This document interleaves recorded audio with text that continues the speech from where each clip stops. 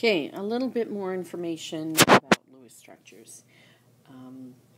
You know the combining capacities of some of the elements. The group 2 nonmetals, carbon, 4, nitrogen, 3, oxygen, 2, fluorine is 1. So these are the combining capacities of them. Fluorine, no exceptions to the rule. Group 1, hydrogen, has a combining capacity of 1, no exceptions to this rule.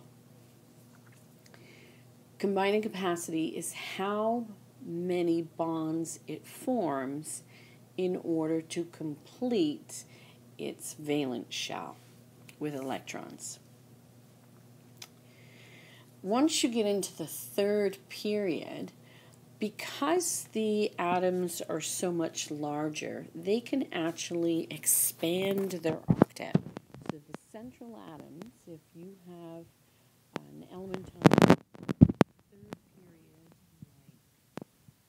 like sulfur or fluorine, if they have the central atoms, they can expand their octet.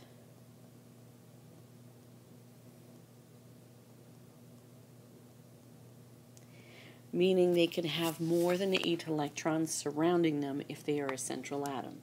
Now normally, sulfur has a combining capacity of 2 and chlorine has a combining capacity of 1.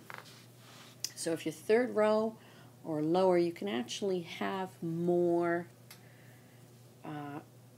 electrons. So take for instance SF6, sulfur hexafluoride. Here, you've got 1 sulfur and 6 fluorines. So, sulfur brings 6. 6 fluorines brings 6 times 7, so 42, for a total of 48 electrons. So, sulfur is your central atom, surrounded by 6 fluorines,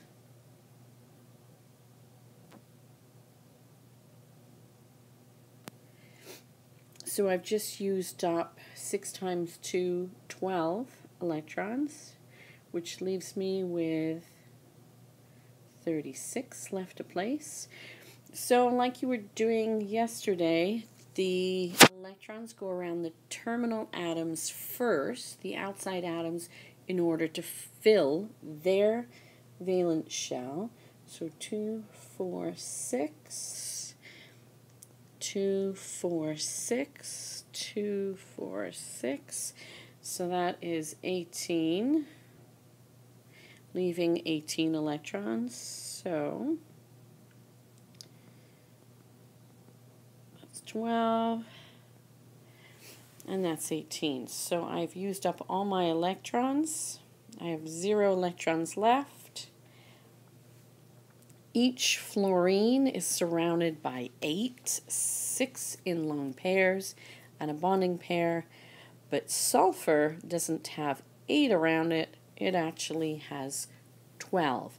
It's okay. It's a larger atom. It can expand its octet. So sometimes you have to pay attention to your central atom. Does it have more bonds to it or more electron pairs on it than it can normally hold beyond its combining capacity? Now, if we applied TVS to this compound, we've got SF6, so we have 7 atoms that want 8 electrons around them for a total of 56 electrons.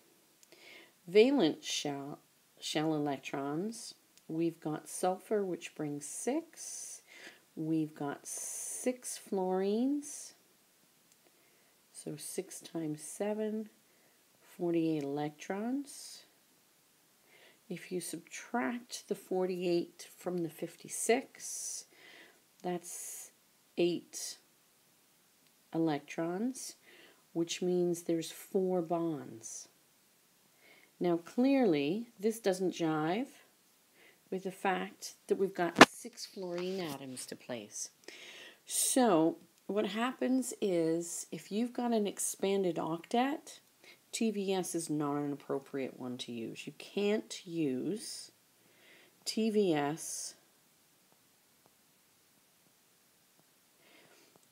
if you have an expanded octet.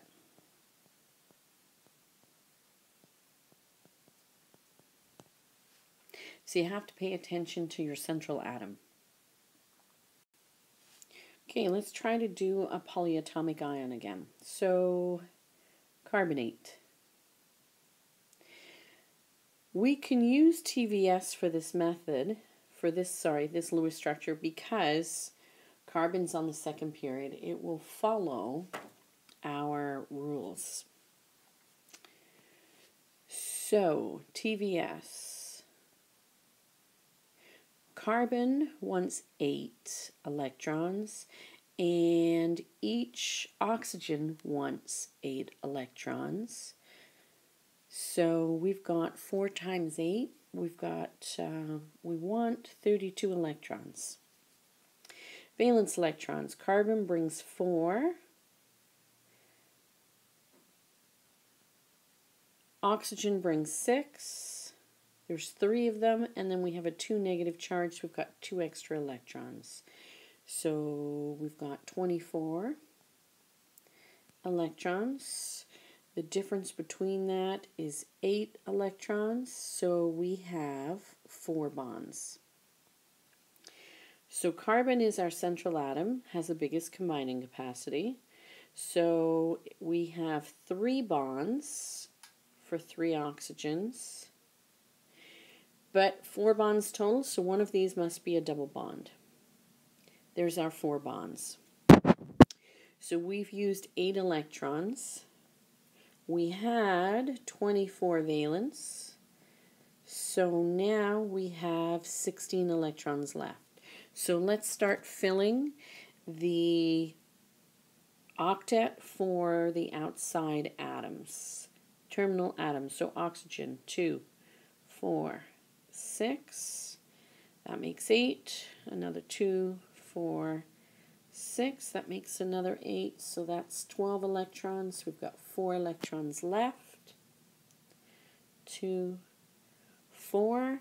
Now, this oxygen has 8 electrons. This oxygen has 8 electrons.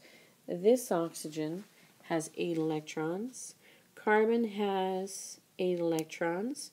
We've used 8, 16, 24 electrons to make it appear like we've got 32. So the only thing we need to do to this Lewis structure is add square brackets and the charge because it's an ion. So there's your Lewis structure for the carbonate ion. Now, we don't specifically know where that double bond oxygen is. It could be on any one of those 3. So there's actually 3 possible structures that are possible. The double bond could be down here. The double bond could be up here. Or the double bond could be down here.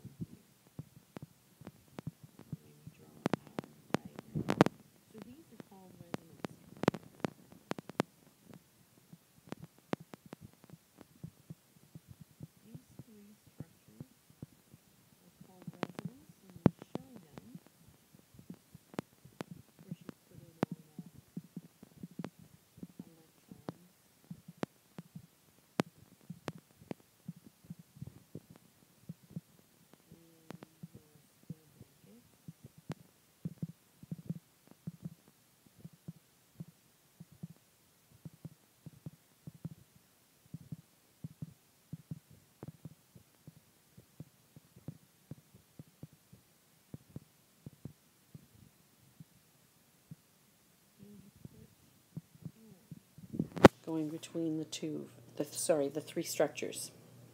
So a resonance structure is just different, the same polyatomic ion or the same compound, but the distribution of electron pairs is different, but it's the same structure. So that's all a resonance structure means. Okay, we're going to do one more structure, and that's sulfate. Sulfur is the central atom here, and it has 4 oxygens bonded to it. Sulfur has a combining capacity of 2, so this has an expanded octet, so we cannot use TVS. We have to use the older method. So sulfur brings 6 electrons. 4 oxygens brings 24 electrons. 2 negative charge brings 2. So we've got 32 electrons. So place your sulfur in the middle. Bond your oxygens. We've used up 8 electrons in our bonds, so we are left with 24 electrons. So now we place them around the around the terminal atoms. So 2, 4, 6, 2, 4, 6. I've used 12. 2, 4, 6, 18. 2, 4, 6. I've used 24 electrons. So it stands to reason that I don't have any more electrons to place. These oxygens all have 8 electrons around them. Sulfur has 8 electrons around it. So let's put on our square brackets. Seemingly that. However, this is not the correct structure for sulfate. When we do Lewis structures for polyatomic ions, and for some more complex structures, we need to do one extra step, and that is see the formal charges on each atom. We have to calculate the formal charges and check the structure. So, formal charges, there's a formula for this. A formal charge on an atom, and this is on your sheet from drawing Lewis structures. Formal charge on an atom is the number of valence electrons for that atom minus the number of electrons in lone pairs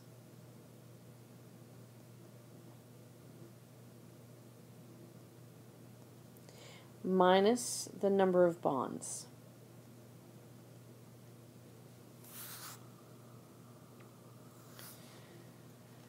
So we have to do this for each atom in our structure.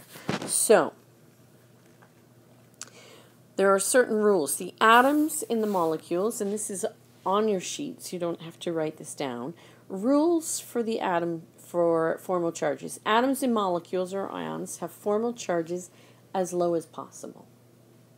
Negative formal charges are should be on the most electronegative atom in your structure. The sum of the formal charges add to the charge on the ion or the molecule. So formal charges help us to determine the best possible structure.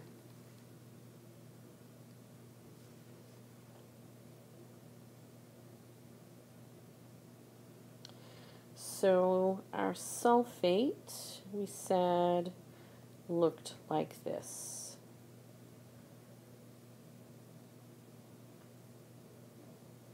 Barring the square brackets. So sulfur we'll do first. It has 6 valence electrons. It has no electrons in lone pairs, and it has 4 bonds. So it has a formal charge of +2. Ideally, we want it to be 0. Oxygen, there's 4 oxygens. So their valence electrons are 6. They have 6 electrons in lone pairs, and they have 1 bond. So they are all -1. Because there's 4 of them, we're going to multiply it by 4, add these two numbers up, and indeed, -4 plus 2 does add up to -2, which is the charge on it. But we've got a +2 charge. We want it to be as close as possible to 0. The only way to do that is to make a double bond. So let's say we make 1 double bond.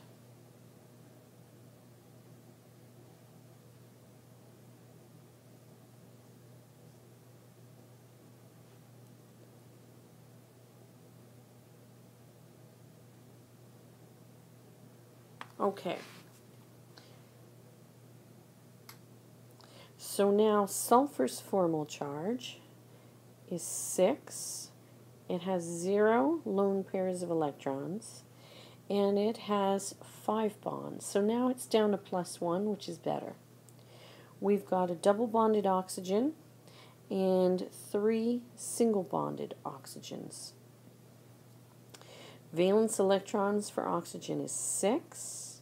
The double bond has 4 electrons in lone pairs, and it has 2 bonds, so its number is 0, which is nice. We have 3 single bonds, so 6 valence electrons minus 6 electrons in lone pairs minus 1 bond is -1. There's 3 of them. So again, this still adds up to -2, but is it the best structure? We still have a +1 charge. So let's try another double bond. So let's do sulfur, double bonded to oxygen twice. That means we have 2 single bonds and 2 double bonds. So sulfur has now 6 valence electrons, still no electrons in lone pairs, but now it has 6 bonds, so it's 0. Looking good. Double bonded oxygens, there's 2 of them.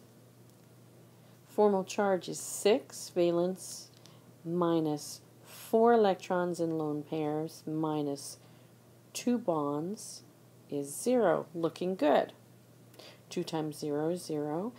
Well, now we've got 2 single oxygens, 6 valence electrons, 6 electrons in lone pairs, 1 bond, -1. There's 2 of them. It adds up to -2. So this is actually a better structure because we've got more formal charges that are zeros.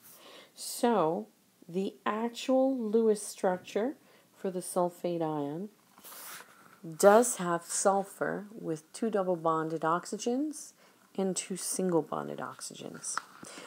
Most of the time your formal charges are going to come out perfect anyway, but when you have oxy polyatomic ions, it takes a little bit of work. And I'll just quickly show you. If we have NH3, this is just regular old ammonia, not a polyatomic ion. So the formal charge for nitrogen is 5 valence minus 2 electrons in lone pairs minus 3 bonds is 0. Hydrogen, there's 3 of them. It has 1 valence electron, no lone pairs, and 1 bond. It's 0. So most of them are going to work out. So it's only really the polyatomic ions that are a little bit trickier and that you should do formal charges for. So just to quickly recap, TVS is convenient because it actually tells you how many bonds are in your structure, except it doesn't work if you have an expanded octet.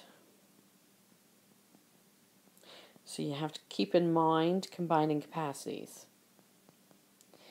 If you have a polyatomic ion, you have to apply formal charges to determine the correct structure.